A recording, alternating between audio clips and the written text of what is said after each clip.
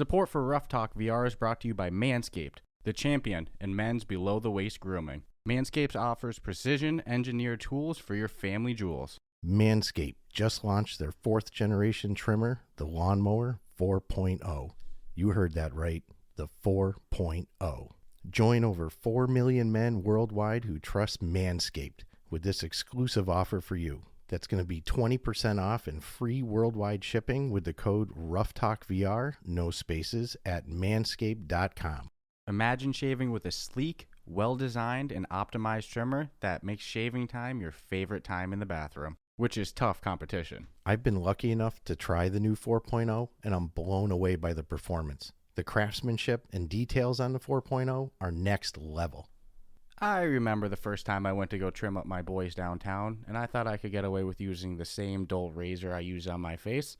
Let me tell you, I was wrong. It took a long time before I could have the confidence to go to town down there again, and I'm glad to say Manscaped has given me the confidence I need to shape my boys up pretty. Manscaped engineered the ultimate groin and body trimmer by focusing on intelligent functionality and an incredibly comfortable grooming experience. Their 4th generation trimmer features a cutting-edge ceramic blade to reduce grooming accidents thanks to their advanced skin-safe technology. I now feel confident shaving my boys. Men, if you've been shaving with the same nut trimmer on your face, you've been doing it wrong. No person wants to end up with pubes in their mouth. It's time to get your own ball hair and body trimmer with Manscaped to make me time the best time and enhance your confidence with some nice, smooth boys. Get 20% off and free shipping with the code RuffTalkVR, all one word, at manscaped.com. Your balls will thank you. Hey guys, welcome to this episode of Ruff Talk VR. Today we're doing one of my favorite things we do on the podcast, which we get to pick the brains of the developers behind the games we love. So today we're joined with Chris from Ultrawings 2, an awesome new flying simulator on the Oculus Quest 2. This would be the second one. Yeah, I say metaquest 2, but you know, still getting used to it. Nonetheless, Chris, do you mind to introduce yourself a little bit more to our guest and tell them a little bit about your game in case they've never played it?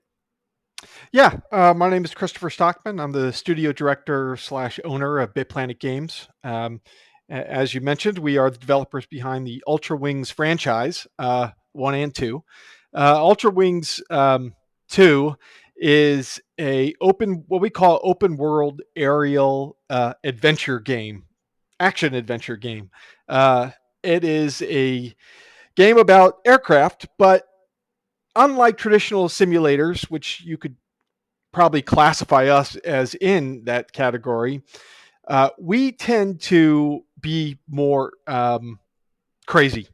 Most simulators tend to be, fly around and maybe occasionally shoot some stuff here and there, depending on if it's an action game or not. We tend to think of ourselves as a low elevation flight game. You're always no more than a few thousand feet in the air, sometimes a lot lower. And you're doing a variety of things that you would never normally do in an aircraft, like pop balloons with a dart gun or land in incredibly difficult spots, or dogfight in World War II style aircraft, go against bombers, fly a helicopter, do crazy stunts in the stunt plane. It's really a smorgasbord of things that you can do in our game.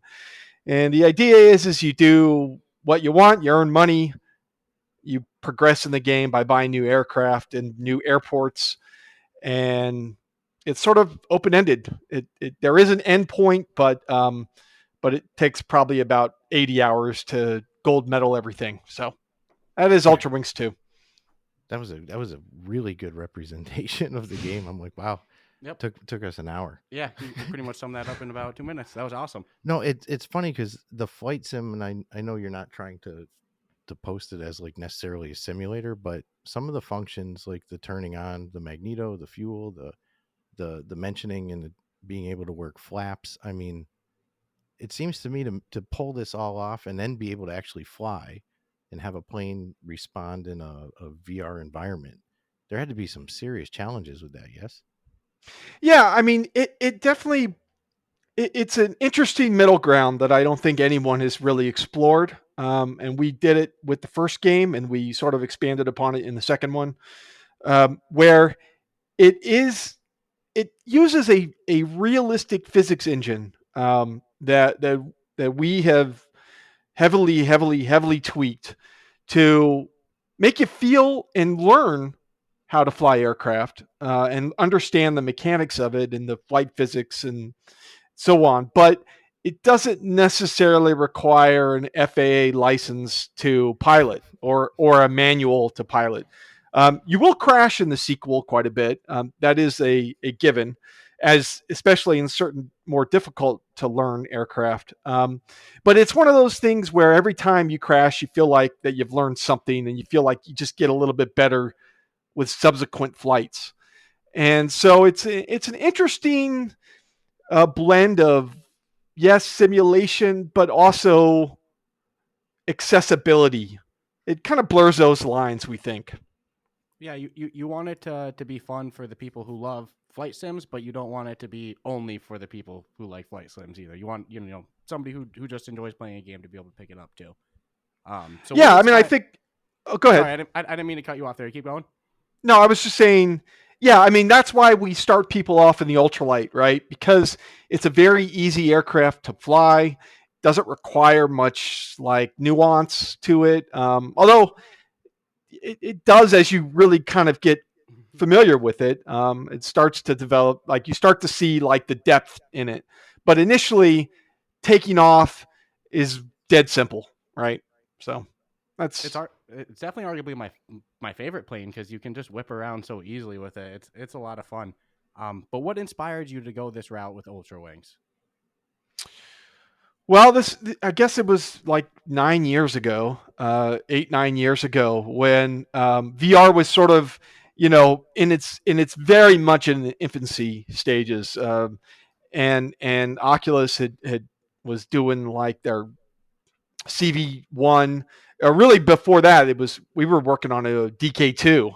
If you remember, if you remember that far back, I guess it was just like, well, I thought, what a great like genre it's been kind of dormant for a while, right? I mean, outside of the occasional Microsoft Flight Sim and I don't even know if DCS was around back then. I mean, there was a few. X-Plane I know was a thing, but I was like, well, I was a big fan of Pilot Wings back in the day, and that had kind of was no longer being worked on in a sense. Nintendo was just kind of like letting it wither on the vine, so to speak. And I was like, well, VR seems like it would be the perfect genre.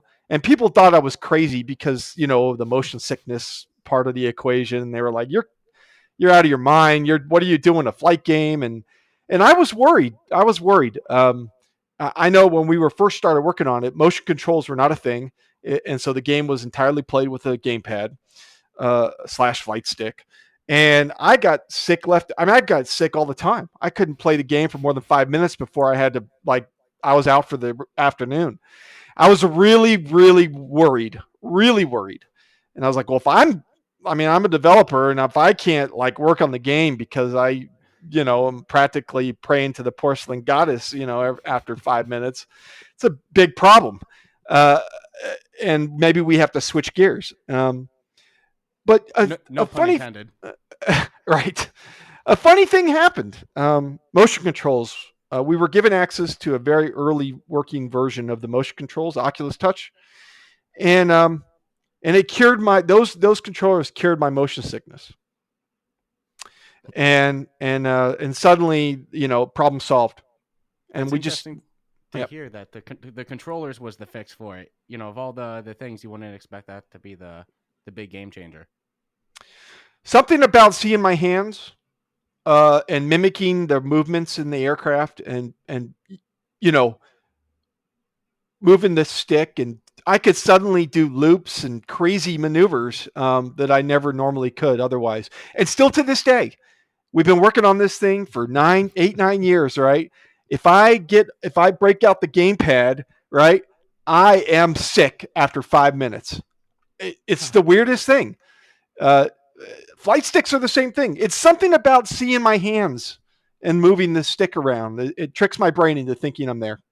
No, I totally agree with that because the more immersed you are into it, the less you're actually the hands are huge. yeah, that's really. But I interesting to hear. never even thought of like what it would feel like to play it with. I don't think I could handle it with a gamepad. So that makes me wonder if we could ever hit the point that it was gloves or just nothing at all and just all hand tracking. I wonder if that would even more so mitigate people's nausea.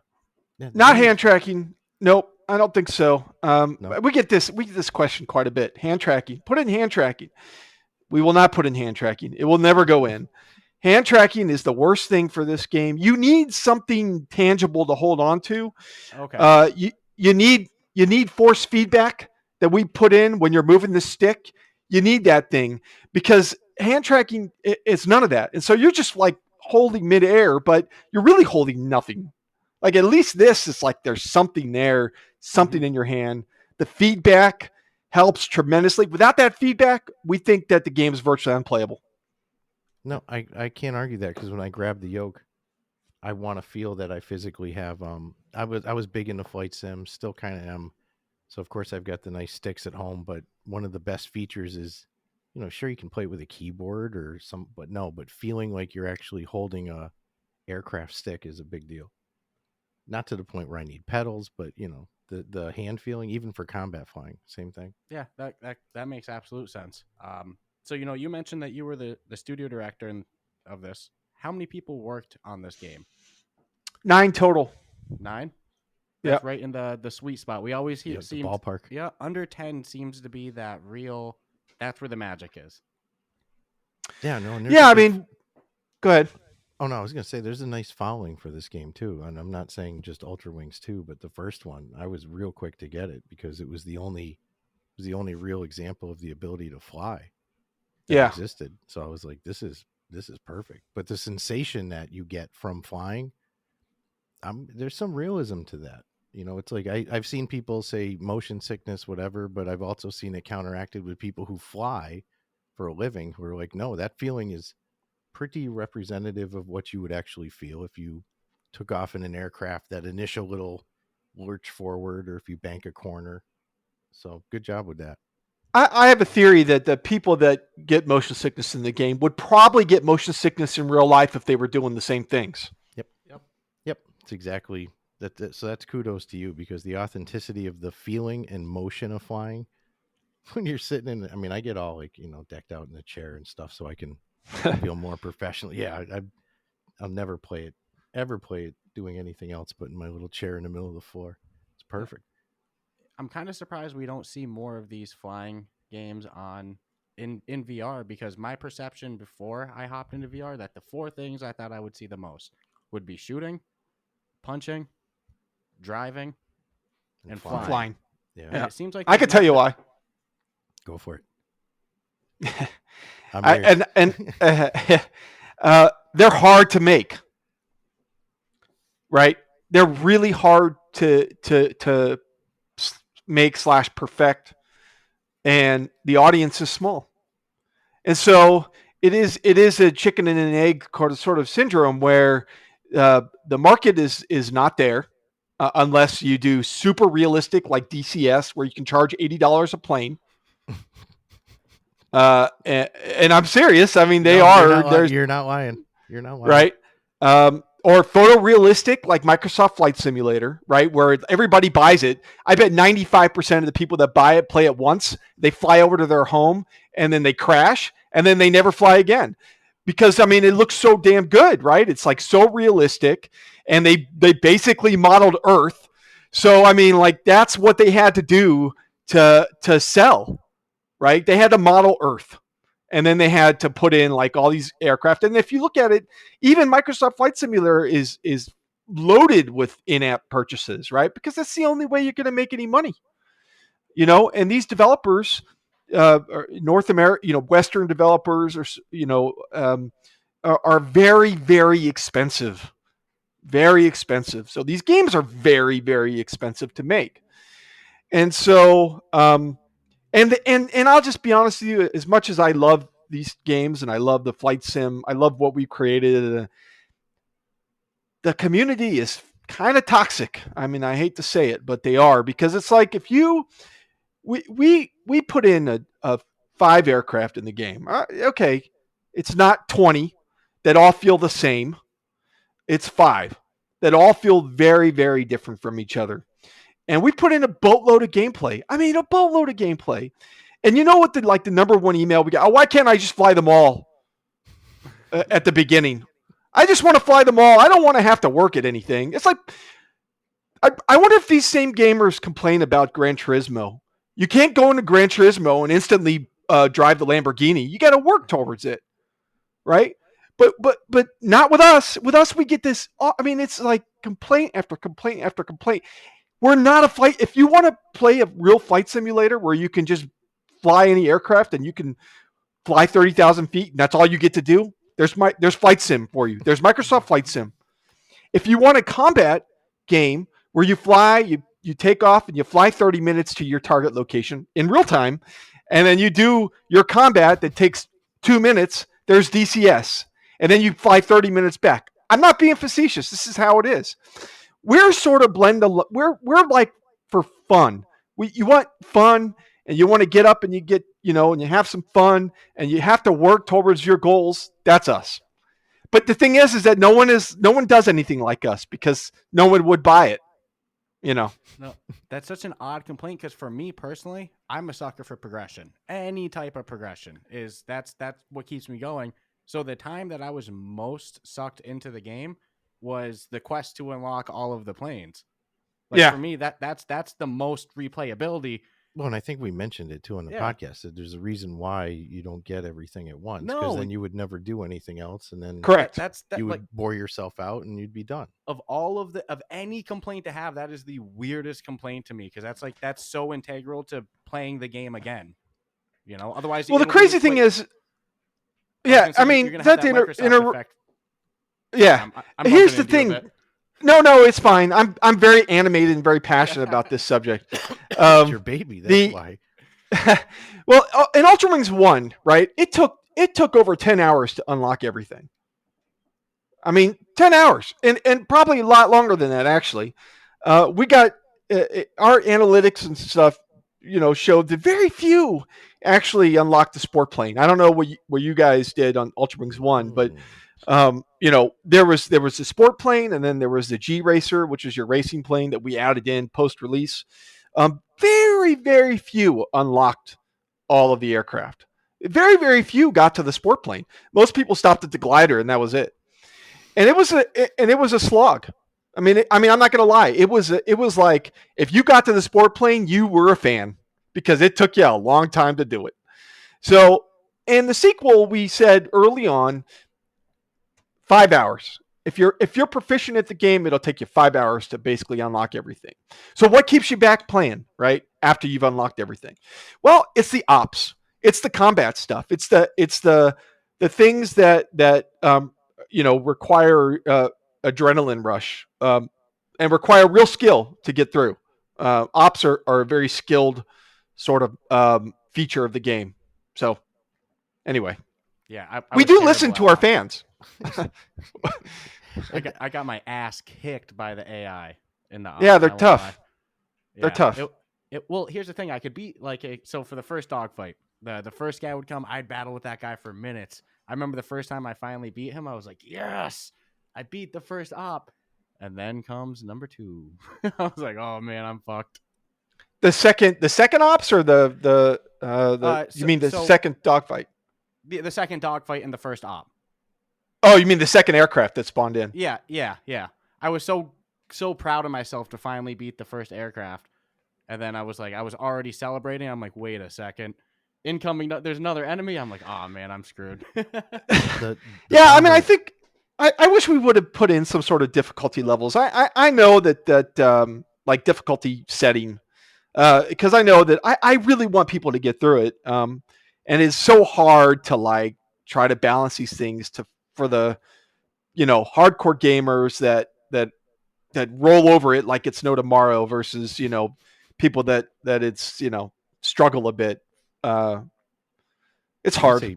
You say 5 hours. I think I'm gonna guess 10 to get me to the helicopter. Yeah, 5 if you knew everything going in on day one, but there's such a, it takes time to learn how to play, to learn that new airplane. Man, 5 hours, I guarantee it took me much more than 5 hours to get. I could never do that in 5 hours. There's a lot of shit to do. and I'll say for difficulty, it can be a little damned if you do, damned if you don't, because for every person who's bad at the game, like me, I just wasn't good at shooting. I don't play a bunch of flying games as well.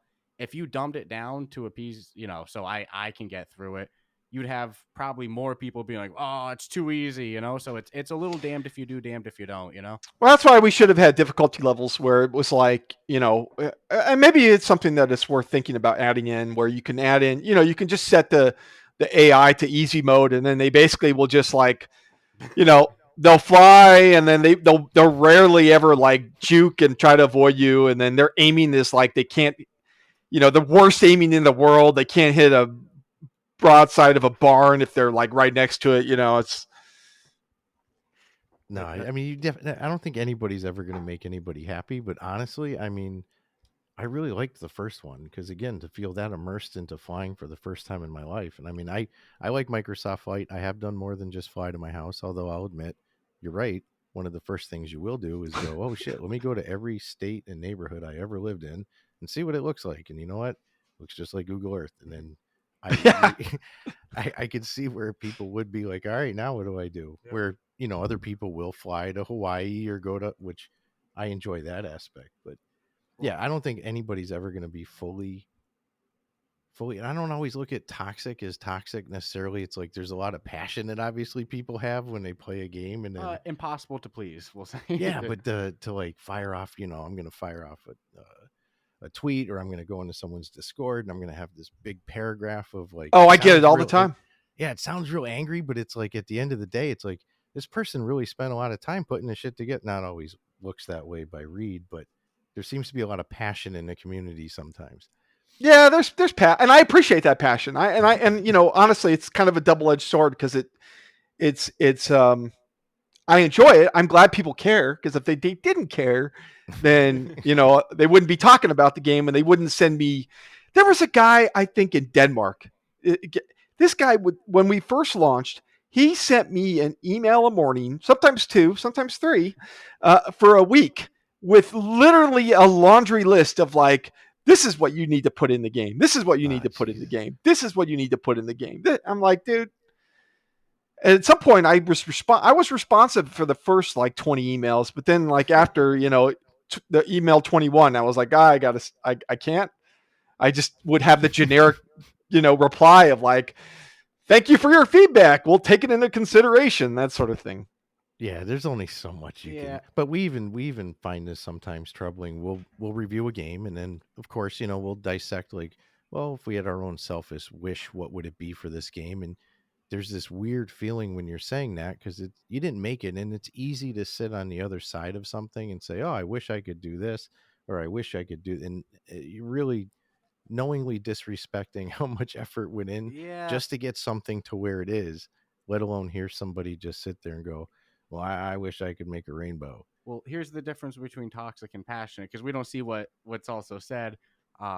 I think a lot of it depends on how you say it. So if you say, hey, I think that a good idea for maybe one day if you've ever considered it, or, but to say you need to put this in, it's like, hey, do you know how long I just worked on this? Don't tell me what I do or don't need to put into it. Giving a suggestion, saying you like, can hey, make your own game. That is an option. That does exist. Saying something that would be cool is much different than saying you need to put this in. Yeah. Well, it was like when I say the whole community is not toxic. Obviously, there's a few bad apples, and they don't spoil the bunch. But it's like one guy is like gives it 1 star just because the stallion doesn't control like 100% like the Mustang, and I'm like, and I was like, it's not a Mustang. If it was a Mustang, we would have named it as such. Yeah. It's the stallion. It's our take on a World War II style aircraft. We wanted to get players into that aircraft very early on because of the combat nature of the game. And so we had to blur the line between making it feel like a warplane, but then making it somewhat accessible so that people can get in and have some fun and not have to learn for 2 hours trying to play it, right? Trying to complete the license tests. That would have happened had we made it exactly like, for one, all of our runways are way too short. You wouldn't be able to land anywhere, you know? And so, he 1-stars us because, it's not a Mustang.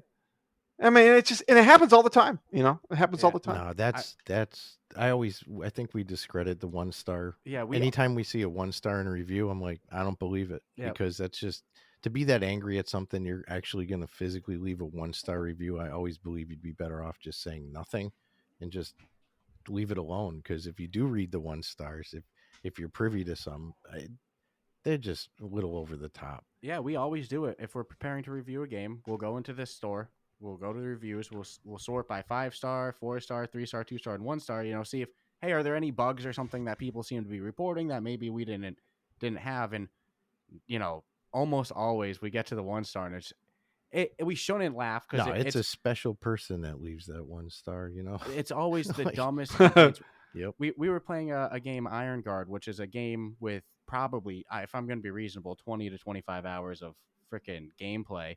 But through all the missions, and there was a 1-star review saying somebody beat it in 2 hours. It doesn't make sense. It's not possible. Things, it'd be like saying I beat your game in 45 minutes and it sucked and too easy. It'd be like, it's a flat out lie. Yeah, I unlocked all the planes in an hour. No, but you didn't. The review sticks. That's what the disappointing thing is. Even when something could be discredited, like even in this case, to go, well, it's not a Mustang. It doesn't say. Nobody said. You're saying it is. It's not a 747 either. And it's cool that they give you the option to respond to it as a developer. I'll see that a lot. The developer responds, but just like the number's still there. It still sticks. I really have issue with that. And a 1-star review can bring, depending on how many reviews you have, that can really mess up your average. It's people don't understand. Ultrawings 2 is on the official store too, so that's huge. That's really huge. No, I think you're kind of like you're the early bird to this party, because, like I said, out of the gate.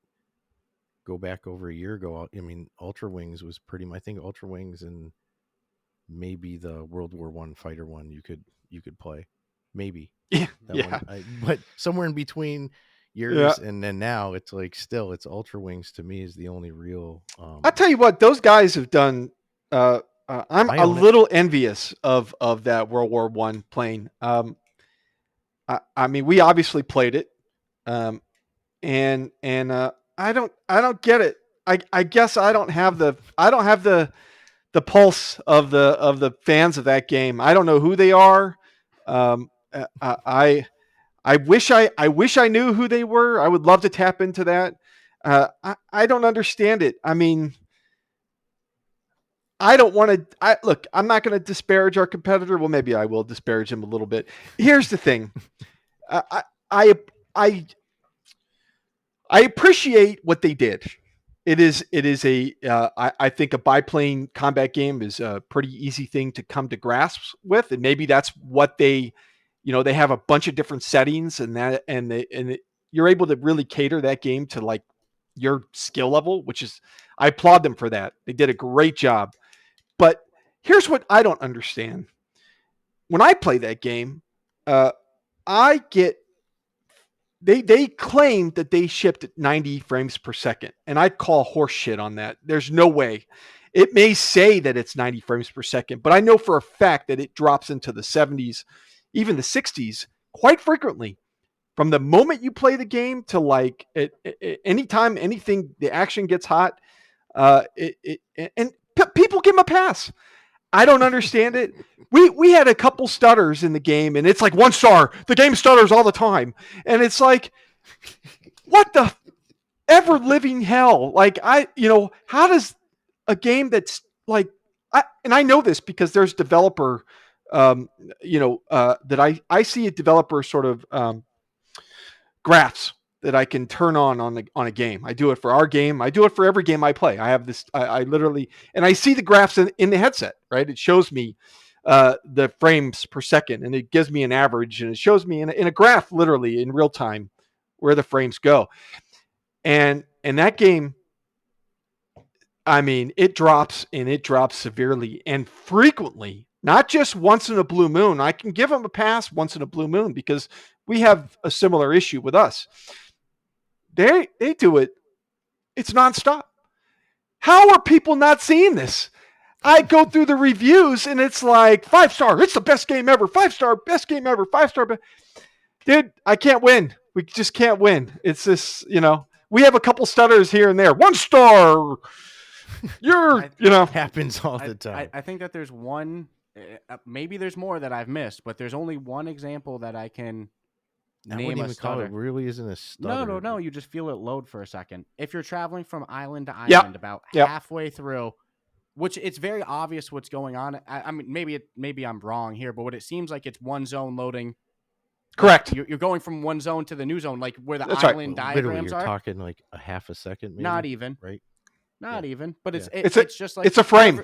Yeah. Yeah. You ever play Grand Theft Auto San Andreas and then you go to the next island area? Correct. And then it stops for like 30 seconds. It's not even a tenth of that, but it's that same concept. That's the only. No, and that doesn't affect stutter. playability. It's not gonna. No, it's not like you come back and your plane's nose diving or anything like that. But the fact you can fly that far is pretty freaking cool. That's why it happens. Yeah, I'll take it. Yeah. The alternative is to like do some sort of fade out, fade in, and we felt that the trade off was worth it, right? Mm-hmm. That there's a one frame hitch because it is loading all the light maps into the new, into the new island. I mean, if you look at when you do this, you can do it at any time of day. If it's rainy or cloudy outside or nighttime, you can go to that other island, and then it's seamless. There's no loads, right? Other than there's a boundary that you cross. And it unloads the previous light maps of the other island and loads in the new. And you can't get around it. Like it is what it is. It's a lot of data. Yeah. Yeah. Look at the buildings. Look at everything though. It's hardly a deal killer. No. Have people dropped 1 stars because of that? Yeah. We've gotten bad reviews for that. We've gotten, everybody says the visuals are terrible. And it's funny because I don't know if it's funny or if it makes me cry, but all of our islands are hand modeled, right? The square footage of them is enormous, and it's all hand modeled. It's not terrain, but and so what that means is that the game maintains a visual quality. Whether it doesn't matter if you're low or relatively high, right? Most flight sims, right? If you drop to 100 feet or you're on the ground, it's a pixelated mess, right? It's like even Microsoft Flight Sim, right? If you're 30,000 feet in the air, gorgeous. Oh my gosh, it's stunning, beautiful, beautiful game. You drop to 100 feet, especially in an area that hasn't had the artist's love like most of it, and it's Google Earth. It's a pixelated disaster, right? That's because you're not supposed to fly that low. You're always supposed to fly that high. It's the same with our competitor. Same principle applies, right? It's the same. The moment you get to anywhere low to the ground, and it's a disaster, right? It really comes out across. But in our game, I'm not saying we're the best looking game in the world, but it's pretty good. Doesn't matter how high or low you are. A couple things. I think I've crashed a couple times because I was staring at things as it was getting closer and it was staying good quality. I'm like, oh, this looks nice. Boom, I died. Again, it's like the progression thing to nail you guys for making you have to progress to unlock your airplanes. That's one of the best aspects of the game. Graphics, aesthetically, that's one of the best aspects of the game. I looked back real quick. I gave him a 25. Yeah, I gave him a perfect on aesthetics. Yeah, we break down our rating system into 4 categories of 25. One of them being aesthetics. We each gave a max of 25 out of 25 on the aesthetics.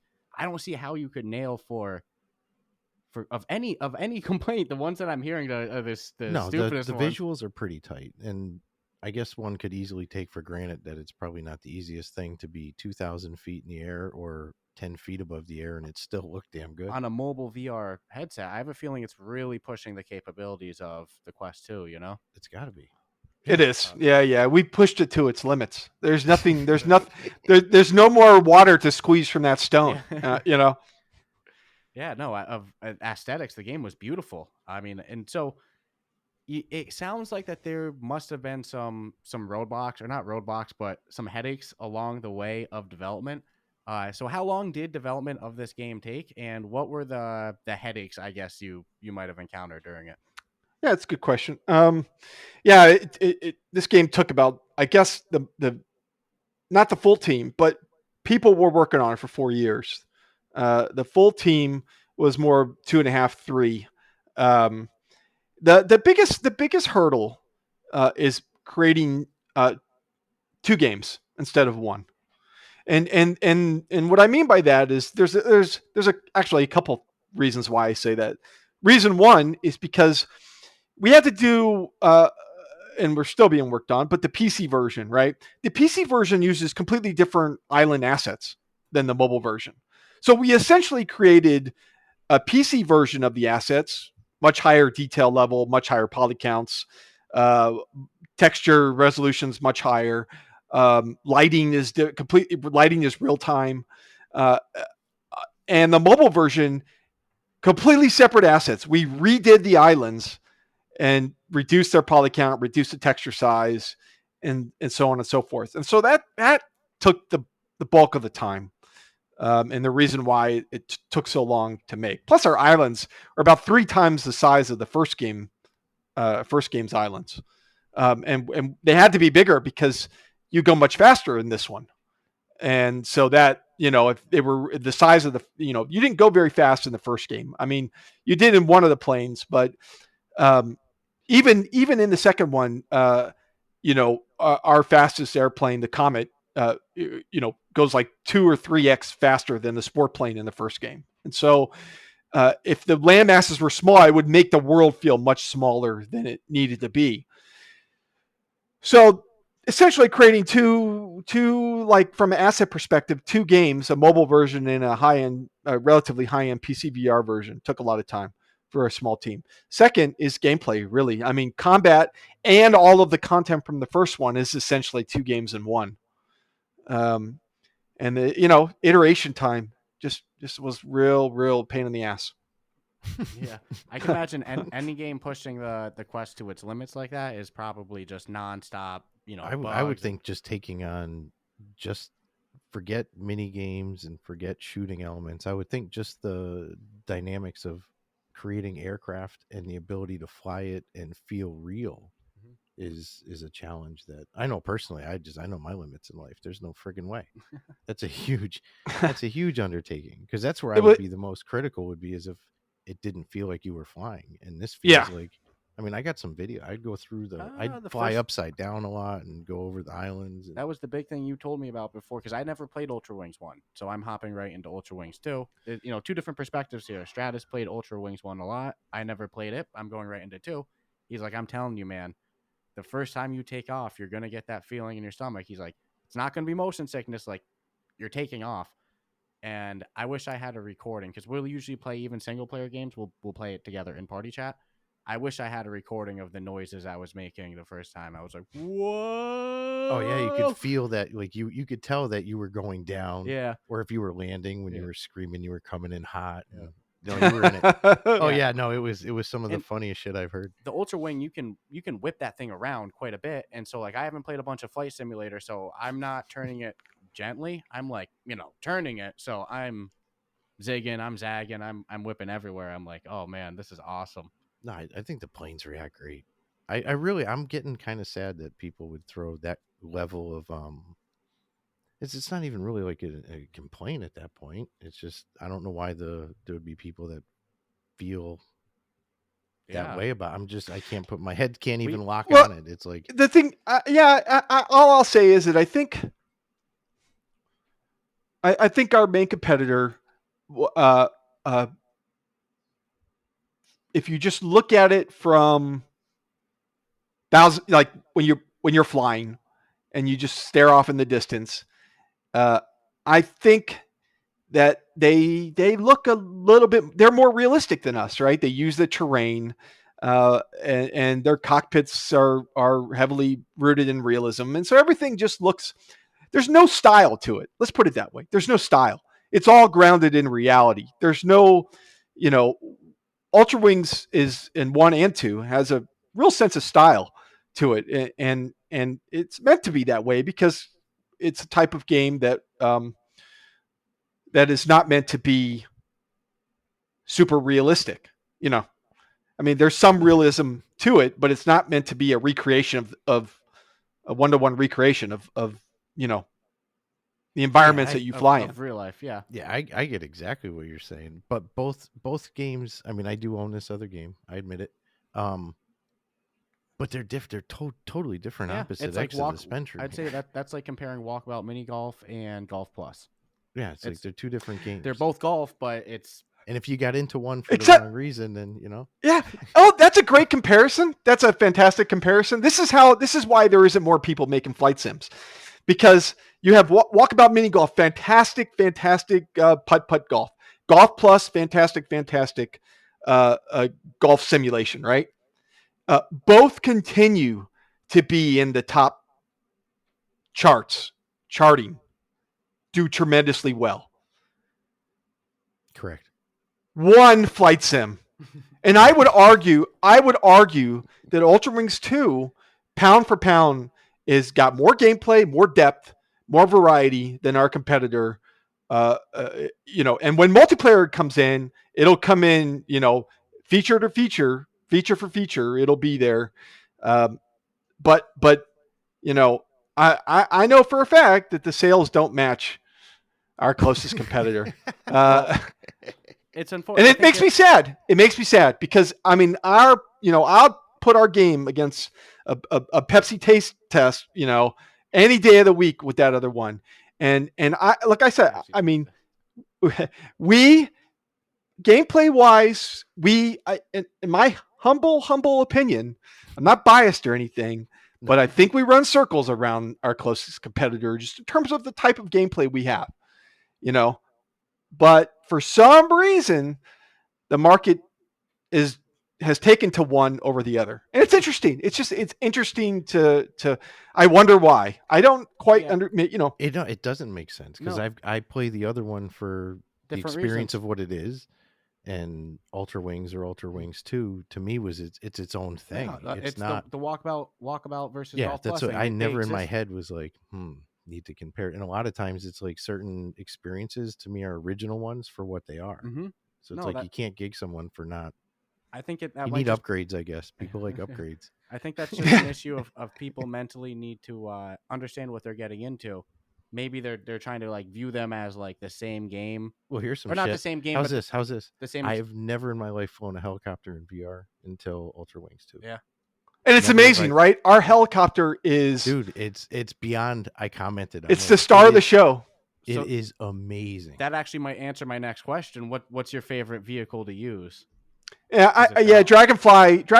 Here's the thing. Dragonfly is the most difficult aircraft to master, maybe with the exception of the stunt plane, the New Hawk, is really its own thing. But the Dragonfly changes the game substantially. Like when you unlock that, you know, this whole time you've been flying fixed wing aircraft, and suddenly you unlock a rotary aircraft, and it's completely all new ball game. It's like you have to learn all new mechanics.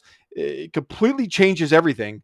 And then, but it's like, holy crap, I have to learn all new mechanics. It's like, oh my gosh. And you have to think differently, you know? And, but once you master it, and it takes time to master it, it is a feeling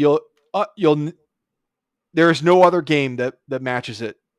No, you're you know, dude, you killed it with the helicopter. I was real curious how you were going to, because I was excited. That was my goal. I'm like, I'm getting that freaking helicopter. I don't care how long I have to spend. I'm dying to fly a helicopter. Going back to progression being important. Yeah, you can see my passion for flying games too.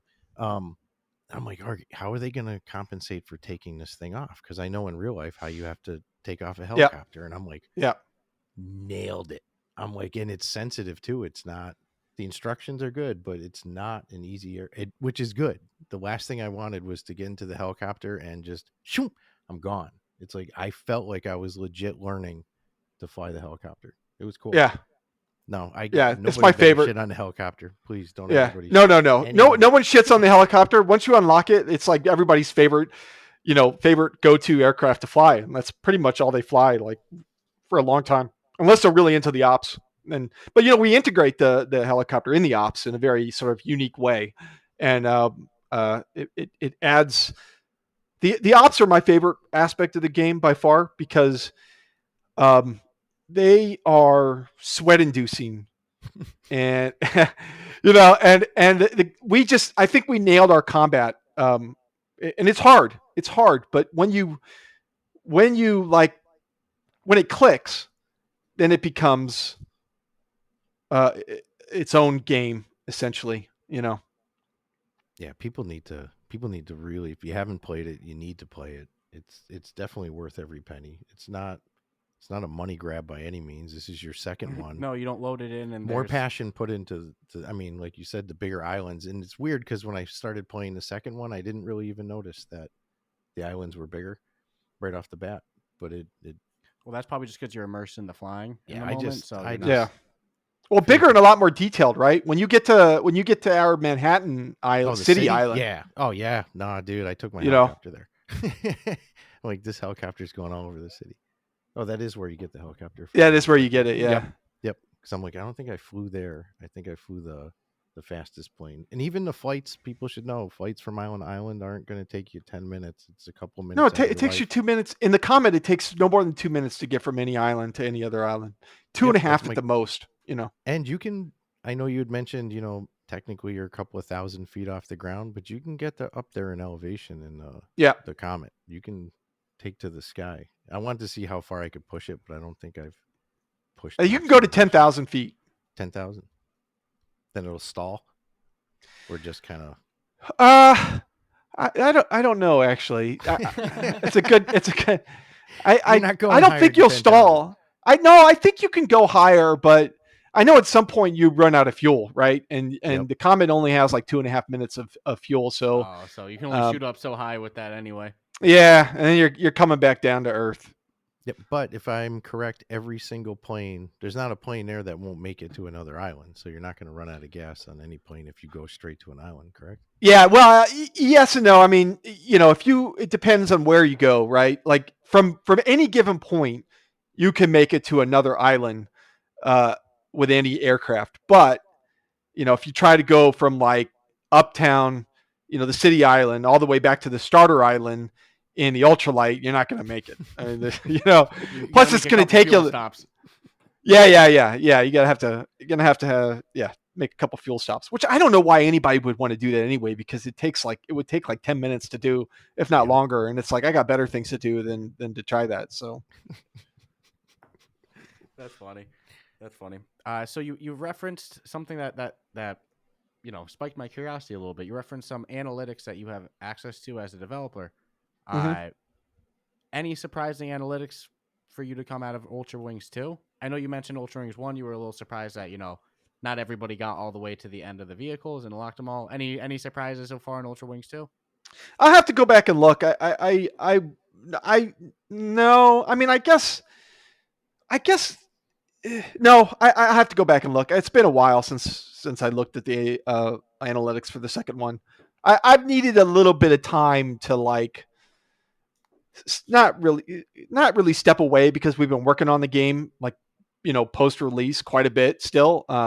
We put out a bunch of patches already. We've addressed players' feedback from being able to restart a mission if you crash, like just instantly, versus having to go back to the office, to most recently we put in hand snapping so that it when you grab the fight stick, your hand will just snap to the fight stick instead of floating around. And we did we put in what else did we put in? We did a bunch of performance improvements,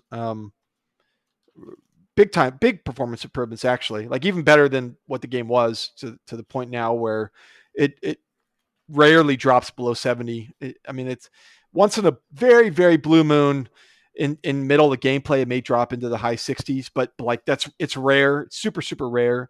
Obviously, flying between the islands is a thing that can't be, that's an unsolvable problem. So I'm not counting that when I talk about frame rate drops. But No, but and honestly, if you blink long, you're gonna miss it anyways. It's that short of a.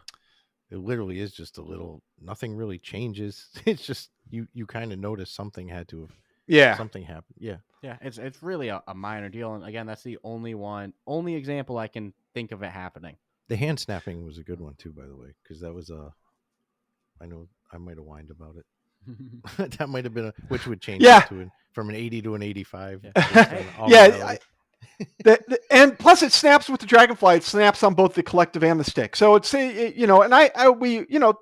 we take our criticism to heart. We are not sticking our heads in the sand and be like la la la la la. We made a game and f you for not liking it, and it's our way or the highway. It's not like that at all. We take everything to heart, and because I mean there's things that we just missed. No, I mean that's it. And there's a lot going on. There's over 100 missions, correct? If you 300. 300. Yeah. Yeah. This isn't a game that. So come on. Yeah, I don't leave this game with the impression of where's the more content at all. Oh, it's funny because we got a 3-star review just the game needs more content.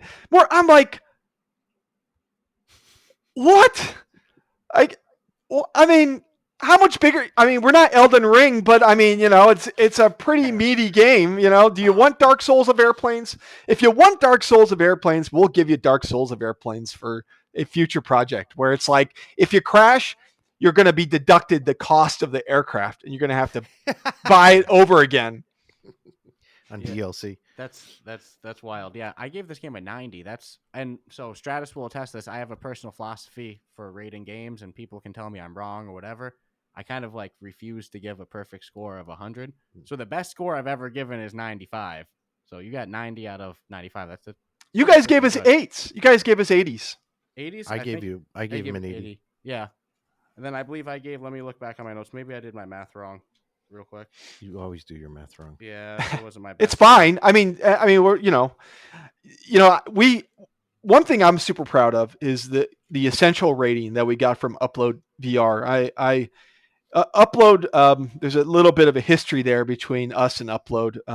When they reviewed Ultrawings 1, and this is a little bit of how the sausage is made, kind of with reviews, and so I'm gonna get into a little bit of a story here. But so when they reviewed Ultrawings 1, we gave them a build of the game, PC build, and we didn't give them any cheats or anything like that. We're like, here you go. We want you to play the game how a normal player would play. And then the reviewer, who was not the reviewer that did Ultrawings 2, but and he doesn't even work there anymore, but he came back to us and was like, I wasn't expecting a game this long, so I'd like to get the review done pretty quickly. And so can you just give us a build that unlocks all the aircraft and let us play the game, and see all the content? And I debated with myself for a good day or so. I was like, I think it could bite us in the ass. And then I felt bad. I was like, okay, we'll do it. He proceeds to write his review and criticizes us because he saw all the content. Basically said, I saw all the content in 15 minutes and there was nothing else left to do. And I was like, I was floored. I was stunned. And I emailed him and I said, how do he gave us like a 7 or something like that, or a 6.5 or some like crazy low score, I felt. And I was like, you criticized this for something that I told you that like I said, I warned you about. And I was really just upset. I was pissed off. I really was pissed off. And I was like, dudes, this isn't cool. And I kind of blacklisted them. I really would. I wouldn't give them any like updates on anything that we were doing. I never gave them a build of any of the Quest versions of the game, or the Gear VR version of Ultrawings 1. I completely was just like left them in the dark. And as they say, time heals all wounds, and so over my feelings of them thawed, and so I fast forward like 6 years, and 6-7 years later, I said, you know what, let's try it out again, and so I gave them a preview build of the Quest version, and to do one of the feature in their showcase, and the guy that reviewed it was not a flight sim fan, and I was like, not a flight sim fan. We're in trouble.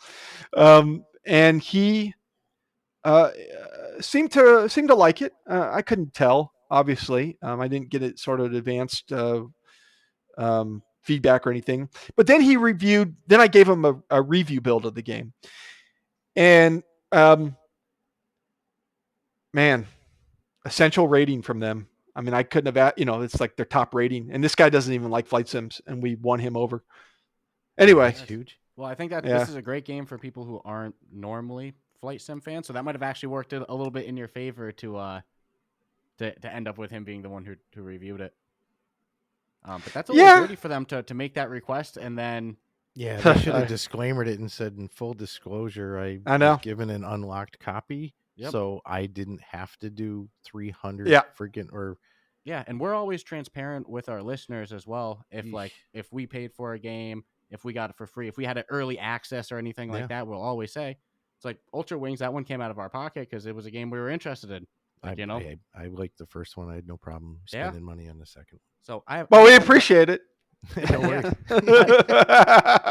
I don't ever want to hit to the point as a reviewer where it's like I'm only reviewing a game if they give me an early access. No, dude, I'm a fan of VR. That's why I do this podcast. So sometimes we get free games and we'll tell the fans like, hey, we were given this one, and oftentimes we'll buy them because shit, they're good games. So I have kind of an off-cuss question. It's not something that I initially noticed myself. I just saw people asking questions about it on Reddit, and I was like, that's weird. I'm not really like a fan fiction guy or anything like that. Or there's like these sticky notes on the on the board that have like SCP number. That's like a fan fiction make believe story. Can you tell us more what's going on with that? Because that was a little random Easter egg I found in there. I didn't even notice it at first. Yeah, if you enter all those numbers in a certain unlockable keypad that unlocks in your office, you get the alien UFO aircraft. No, I'm actually I wish in the perfect world, if we had tons of time, that's exactly what it would have been. Oh, it would have been so awesome too. No, it was just one of the artists it likes to have fun and would just put these things in because he's a fan of that lore, fan of that. I don't quite know what it is, honestly. It was just one of our artists was like, you know what, I put in these random numbers and it has to do with something. Then I was like, okay, I don't want to go down. I didn't. Well, yeah, I didn't want to go and I didn't try to like get him to explain to me because what all this is. It's like a rabbit hole I don't want to go down. But yeah, he's just a fan of whatever that is. What is it? Can you explain to me? Yeah. No, I was asking you. I genuinely have no idea. I just saw there were people in the comments like, "Oh, I love that fan fiction." I'm like, there's not enough hours. Clearly over my head. I usually end up way over my head too. This is my fan fiction. I'll click on a random Wikipedia page, and then there'll be a hyperlink, and I'll put it in a new tab, and I'll put another one in a new tab. I'll put it in another new tab, and then suddenly I have 20 Wikipedia pages open and 3 hours of reading. That's my fan fiction right there. So, pretty random question. Sometimes I love to ask this question to all the developers, but sometimes the answer is legitimately like, hey, I don't have time to play other games, or I'm kind of burnt out by the time I'm done developing. But are there any other VR games that, besides Ultrawings and Ultrawings 2, two great games on the official Oculus Quest store, are there any games that you like to go play in your free time, or is it one of those situations that, you're just kind of burnt out with having a headset on? Yeah, I think that's really more the latter than it is the former. There's some must plays that obviously I will play.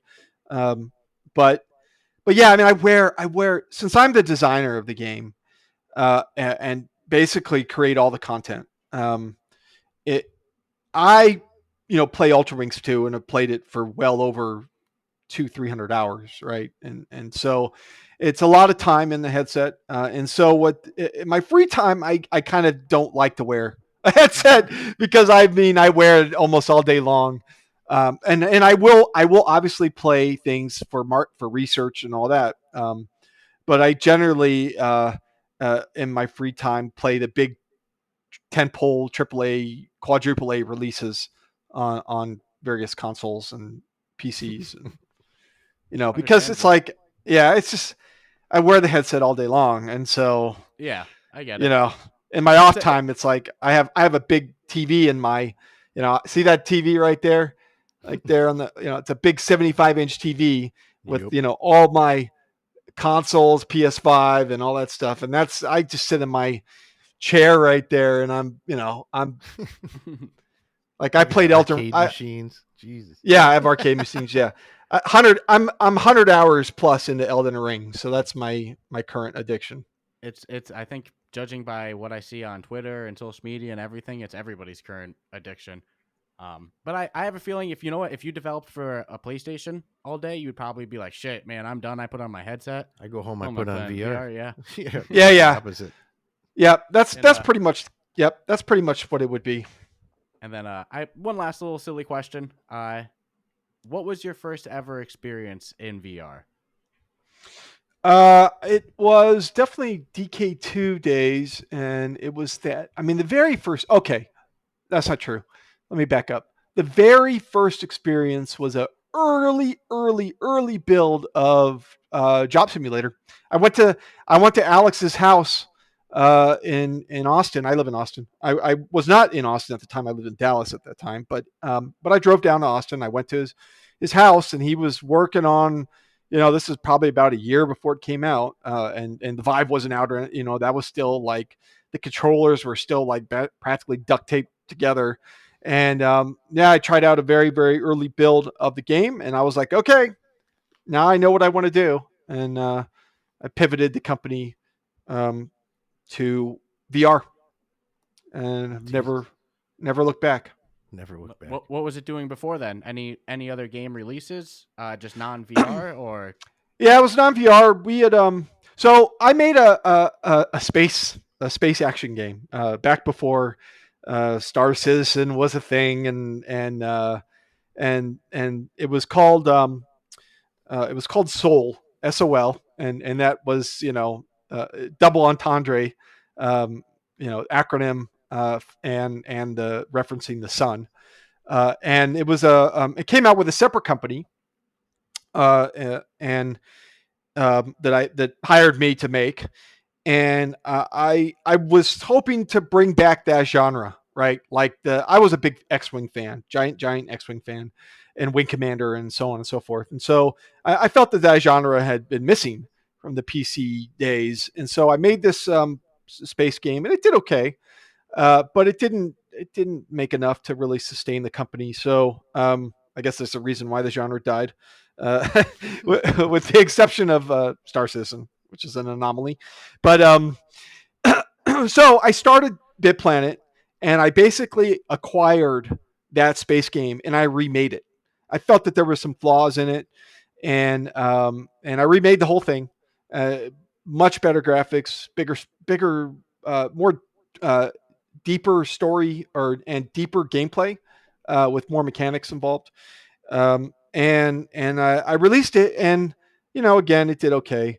But through that, Oculus at that point, before they were bought by Facebook, had contacted me and said, "Hey, would you like to do a VR version of this space combat game?" And I said, "Sure. Send me a headset and I'll look into it." And we looked into it and was like, "This is way more trouble than what it's worth." And so then I played that. I told you I played that Job Simulator, and the rest is history. And now we're Ultrawings 1, Ultrawings 2, and our next game is um, probably going to be a flight game, maybe, but we're not going to take as long, and it's going to be laser focused on combat this time around, and because I think that there's well, we built all these combat mechanics and these combat systems, and I want to use them. I want to get our money's worth. Put them to use. Is it going So to be Ultrawings spinoff, or are you thinking a whole new series? whole new series. It's going to set in World War II, and it's going to tell the story of the USS Enterprise. I don't know if you guys are familiar with the Enterprise in World War II, most decorated naval ship in U.S. history, and it's going to tell that story of the Pearl Harbor. Wasn't involved in Pearl Harbor, but it was about 300 miles offshore of Oahu or Hawaiian Islands when Pearl Harbor happened, and there's some planes that were flying that day to Hawaii when they were basically bushwhacked by the Japanese, and so it's going to tell the story of basically that ship and all the battles it partook, which almost was almost every major Pacific theater. So this is going to be like playable history. Oh my god, I'm freaking Kind excited. of. Yeah. Yeah. I'm stoked. Are you a bit of a history nut yourself? Huge history nut. I'm a giant history nut. Yep. And yeah, I mean, it's going to be playable history with real aircraft that was involved in that and playable in those campaigns, but it is not going to be a recreation of World War II because it's basically impossible to do that on Quest. Yeah. So Understandable. it'll be, again, some definitely more realistic than Ultrawings, but there's going to have to take some liberties with the things that just how things behave, how many planes we can display on screen and so on and so forth. I am excited for that. That's going to be a good one. I'm excited for anything that gets me flying. Yeah. I mean, good, bad, or indifferent. I'll try whatever, but this one is intriguing because you're dealing with the actual history component.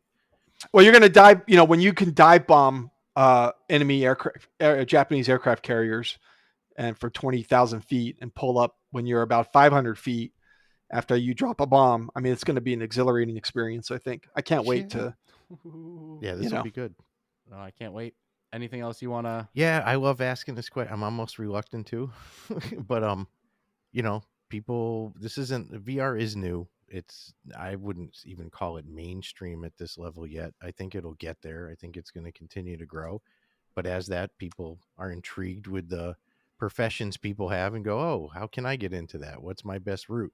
So I ask every single developer, what advice do you have for people? It doesn't even have to be young because I see most of the developers are not, I would have figured like 21, 22, but everyone seems to be a little older in age.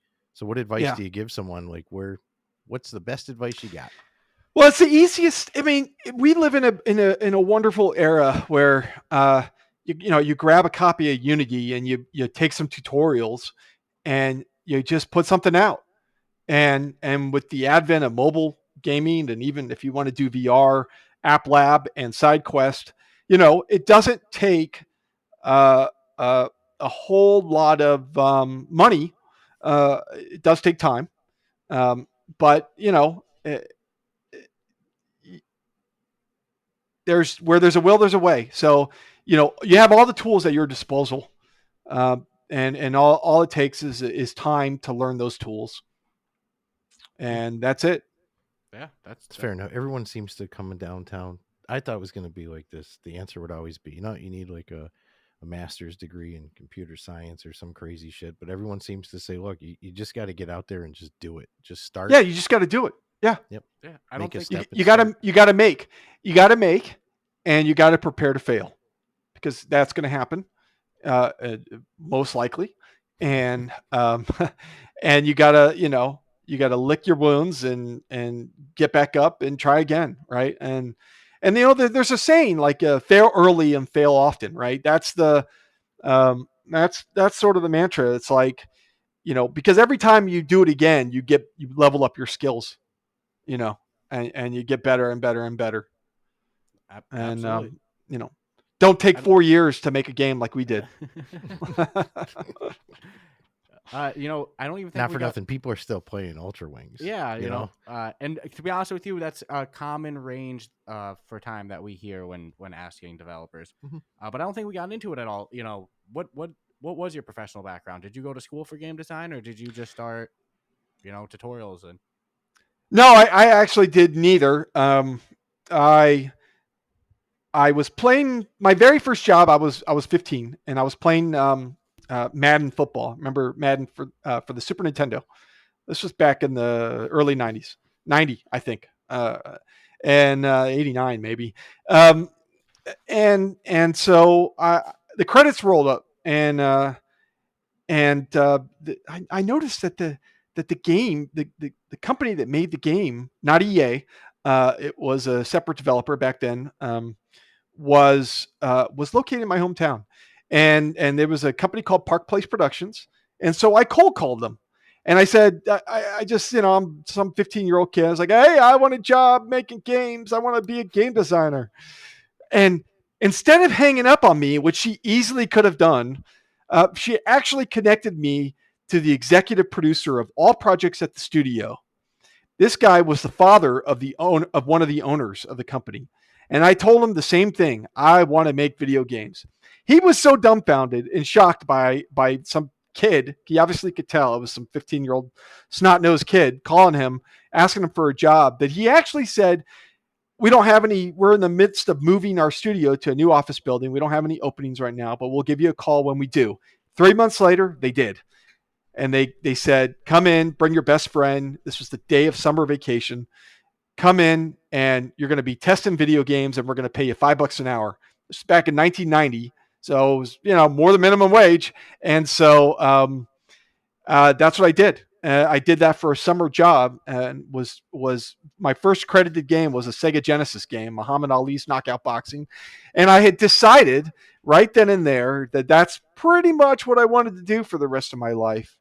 And so I finished high school and all that, and I moved away. I was in San Diego at the time, and I moved away, and I did a stint in the Air Force, and then when I got out of the Air Force, I was located in the Seattle area, and I jump started my career and worked at Nintendo and worked at Electronic Arts Seattle and worked at contract jobs here and there. And then I got my first salary job at Salt Lake City for the company that made Jet Moto and Twisted Metal for the PlayStation 1. And yeah, I was a software. I was a QA lead. I managed their QA, not department, managed the QA team, and was promoted into design after the first project I worked on shipped, and then that was it. I just basically went to a variety of companies. Worked at Nova Logic for a while. Worked on a tank game called Armored Fist 3. They also made Comanche, but that was after and they made Delta Force, which is their other claim to fame. And I worked on a space game called Tachyon the Fringe with starring Bruce Campbell, and and then I worked at from there. I went to a company called Ritual Entertainment in Dallas and was lead designer on a game called Star Trek Elite Force 2. And then from there, I went to Volition and was design director on Saints Row 1. And then I started my first company, and that ended up in disaster 3 years later. And then I started my second one after bouncing around at a few companies after that. And that's been going on, and we're 8 years now in business. That's an awesome story. That's an awesome resume and great story. 15 and you haven't looked back. That lady who answered the phone and passed your info along, and that executive who actually did call you in 3 months later and gave you those jobs, that is such a cool opportunity that they did. That's and really actually cool to you hear. end up getting $5 an hour at a time when minimum was probably 4 1/4 or 4.75. Yeah. Yep. And you and I are probably the same age. Oh, I'm old, dude. I'm 50. I'm 51. Okay. Yeah. You're older than me. Yeah, I get to be. I knew I was when you were mentioning, maybe 89. I'm like, shit, I was fucking 19 and 89. I'm like, oh my God. Yeah. So yeah, I mean, yeah. The crazy thing is that secretary ended up absconding, having an affair with the other owner of the company, and it was all led to the downfall of the company. So I mean, she was a nice lady, okay? She was a nice lady for yeah. It was a crazy experience, and one I forever thankful for, because it would never happen. It would never happen this day and age. Would never happen. Who knows if obviously it didn't lead right away to a career like you said. You moved away. You went to the Air Force, but But who knows if not for that experience, if you wouldn't have, you might not have became a game developer without Correct. that I never would inspiration have. right there. See, I never would have. It gives me goosebumps a little because Yeah. I don't really always believe in coincidences, and No, there's always examples in life where things happen and the alignment is too perfect. It's like it can't all be just one giant. Something's gonna happen. Your next game is gonna be a hit. You're gonna get some 15-year-old calling you up on the phone. You're gonna be like, "Are you fucking serious?" And I'm hanging up on them. I'm not paying it forward. No, sir. No. It'll be happening in slow motion. That is an amazing story. Yeah, that's awesome though. That was a really cool story to hear. Especially to have the courage to just pick up the phone and be like, you know what, I'm gonna cold call somebody and with serious intent ask them for a job, which not in a for position. That's cool. We always have people when anybody who's ever worked on anything good, they never brag about it. Like I worked on Saints Row 1. I was on Muhammad Ali knockout. Yeah, Nintendo. Yeah, No, that Muhammad Ali game was terrible. It was really quite terrible. Saints Row 1 was a great for its time. I loved absolutely. Classic. I loved working on it. It was my 100% decision to take GTA and try to make it better, right? And I mean, I don't say we cloned it because we didn't clone it. We did a lot of new things in the game. It's not a clone, but we definitely took inspiration and we took the things that we thought that GTA did very well, and we improved upon the things that we thought that they did, that needed to be improved upon. And yeah, I mean, both franchises still hold weight. Yeah. So it's spawned a franchise, and I think Ultrawings 2 has got the legs that it got really good reviews, and I think it'll just keep selling, and it'll be just like the first one. The first one still makes a decent chunk of money every month, so it'll probably be the same.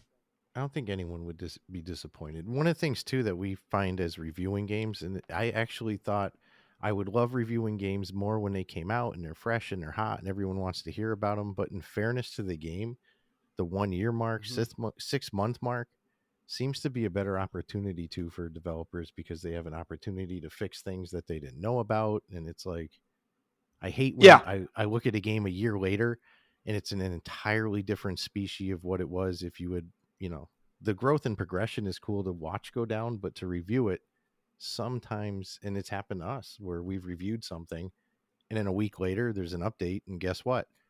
The gripes that we reviewed about were part of that update, but we weren't privy to the fact that they were part, so it can be weird too on the reviewing and consumer end of things. Yeah, we've had actually some people be like, "Why do you review old games?" In my opinion, it's more fair.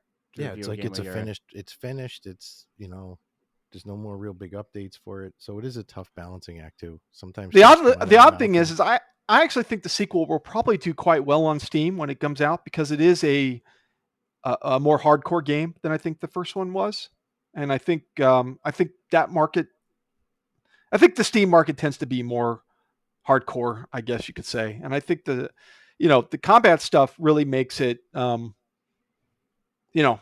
challenging experience. Optional, but certainly challenging.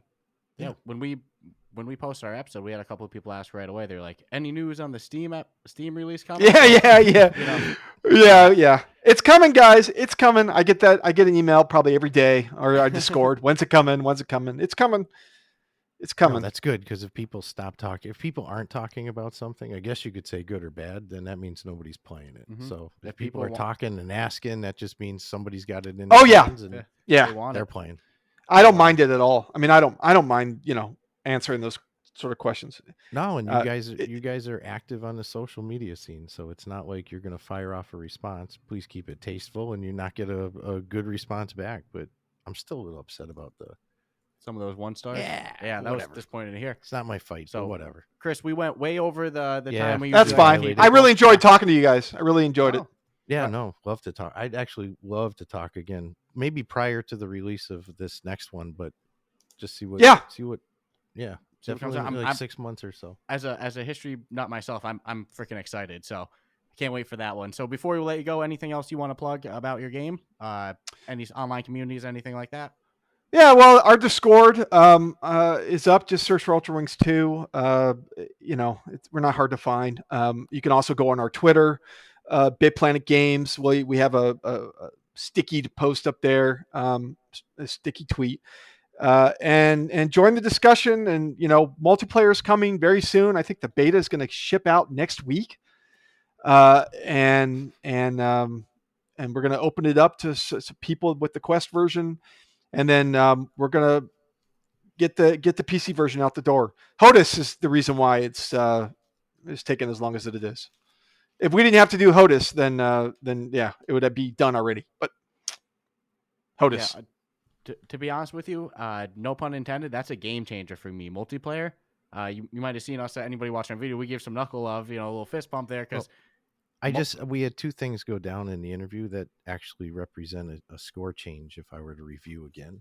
So it's like if we were to review or do a look back on Ultrawings 2, it's like I already know there's like a 10-point variable. So I can't wait for multiplayer. So guys, if you haven't checked out Ultrawings 2 yet, you're looking for a fun flying game, this is it. So yeah, multiplayer is awesome. Dogfighting above, like not even above, but dogfighting through like Manhattan. The potential is huge. Something that has to be experienced because it's thrilling. People need to lay off them 1 stars. If you like it, leave a 5-star. If you don't leave nothing. If you don't like it, leave a 5-star anyway. That actually doesn't hurt. That doesn't hurt. You can say you didn't like it, but at least leave the 5 stars. Send us an email. Send us an email at support@BitPlanetGames to explain what it is that you don't like, and maybe we'll work with you on it. We'll respond. Yeah, I think people need to remember that there's real humans on the other side. Yeah. In all seriousness, we actually, I've been in this industry long enough. I've grown a pretty thick skin. Some things still get me upset, but we do understand and value people's feedback, and even the ones that get snarky with us, we will just get snarky right back. So we're an indie company with an attitude, and you get snarky with us, be prepared to get the snark in return. Well, it's good. That's what reminds people there's actual people at the other end of this. The robotic answers. It's easy to forget when you're just firing off words on a keyboard that. And let alone thinking, oh my God, someone actually read it. That's the other thing. A lot of people don't think people are going to give their words any lip service. And then, unfortunately, what you started off with was not the nicest approach. So you're probably not going to. No, that's cool. I actually really like Oculus's review system. I love being able to respond to comments. I've applauded them on that system because it is something that I appreciate greatly. And the trolls tend to stay away. There isn't a lot of troll action going on Ultrawings or not Ultrawings in general, but on those sort of reviews on their system, the trolls kind of stay away. Steam, on the other hand, is a whole other ball of wax. Different animal. Different animal. Well, no, because you can respond. That's because if I read a review and see a developer response, I'm reading what the developer said. And I love when a developer calls bullshit. Yeah, they're like, that's not true. That is not at all how it went down. All right, I'm going to ramble. I'm done. I'm keeping this guy hostage at this point. Oh, no, it's fine. My apologies. I love doing these things. So when you guys invited me, I jumped at the chance. I'll never turn it down. I love talking about stuff. No, we'll hold you to this. Yeah, shit. Well, I hear about that game almost ready. I'm hitting you up. We'll get you back on. Yeah. Awesome. So hopefully not 4 years later. No. Right. All right. So hopefully by then, we're not still on the Quest 2. So have a great day, Chris, and hopefully we can see you back soon. Absolutely. Thanks, guys. I appreciate it. Thank you.